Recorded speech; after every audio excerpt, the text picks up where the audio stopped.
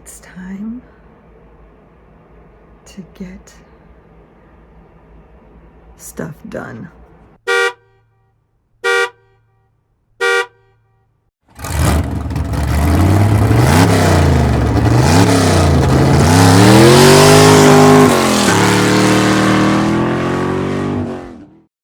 Alright, so this is what we need. We've got the rear splash guards. I got these from Chevrolet.com. They were 55 bucks for the kit.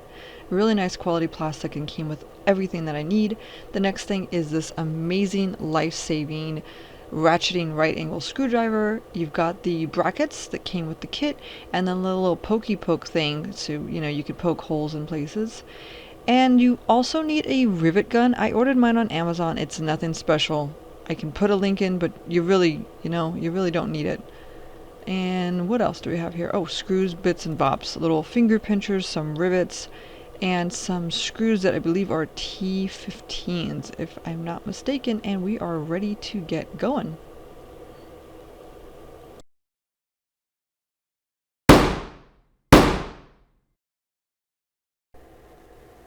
Okay, so the first thing we're going to do is take the brackets and make sure that they are fitting nicely. So just kind of place them, check it out, make sure we've got it turned the right way, and we will now take the splash guard and line it up. Splash guard's looking good, it's lining up nicely. We're going to take this little tab and pull it down so it'll be easier to peel off in the end. And let's go ahead and give it a clean. A little wipey do, wipe it down.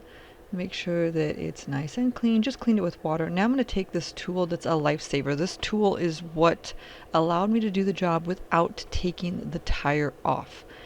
It cost me $2.99. It's from Harbor Freight, and it's called a right angle multi-bit screwdriver. It's a ratcheting right angle multi-bit screwdriver sent down from heaven. And that, combined with my small little hands, allowed me to do the job without jacking my car up and taking off these heavy tires, which would have been near impossible. Now we're going to put these little pincher dooley-doos in here. Careful, because they do pinch your little fingers. So we have to place these in here so that the new screws will have something to grab. And ta-da! There they are, almost all of them. Squeeze this one in, pinch my fingers, and then just nudge it in.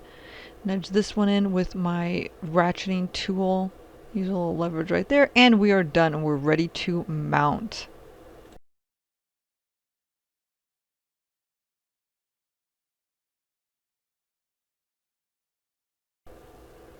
Okay, getting out my drill, I have to drill a little hole for the rivet to go through. The drill bit I'm using is a 1364, and I'm under the car, laying on a towel, and look at that hole. Nice. Now get that rivet gun.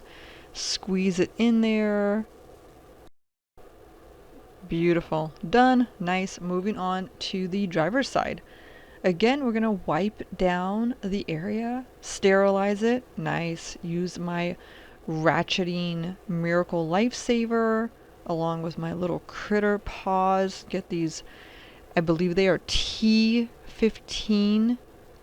It's a Torx bit that I'm using because I bought all the bits that I possibly could for my ratcheting miracle lifesaver. Put these little finger pinchers in here. Let's get the bracket placed up. Bracket looks good.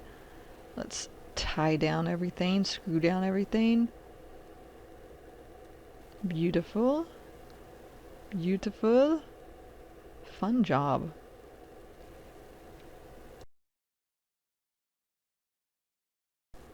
Now, what you didn't see on the other side was I used the little pokey stabby tool to, it's called an awl actually, and you poke a little hole through that little felt piece. And that's where one of your screws will go, which I didn't show, but I apologize. And finally installing the last rivet. Squeeze it on in there, nice and tight. Make sure everything is aligned, which it is. And we are done. 1, 2, 3.